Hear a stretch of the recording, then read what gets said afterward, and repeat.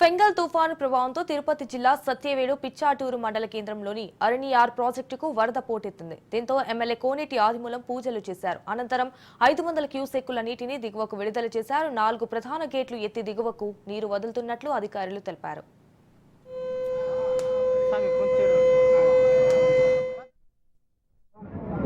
ఉండడం వల్ల ఇక్కడ రైతులు కానీ మత్స్య కార్మికులు కానీ అలాగనే వ్యాపారస్తులు కానీ తమిళనాడు వాసుల వరకు కూడా అందరూ కూడా రైతులు సంతోషం ఉన్నారు. చాలా సంతోషం.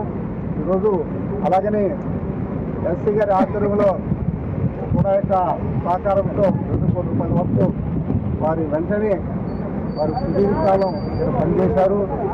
ఇంకా 4 నెలలు మాత్రం రిటర్న్ కావడానికి ఇంతలోగా ఆ బోట్ తయారు చేసి వారి ద్వారానే ప్రారంభం చేయాలని ఈ ద్వారా మనం చేసుకుంటున్నాను.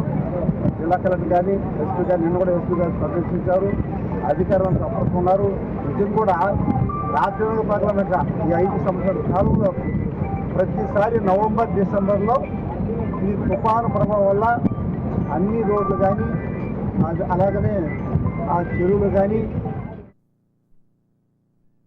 జలం ఉండడం వల్ల ఇక్కడ రైతులు కానీ మత్స్య కార్మికులు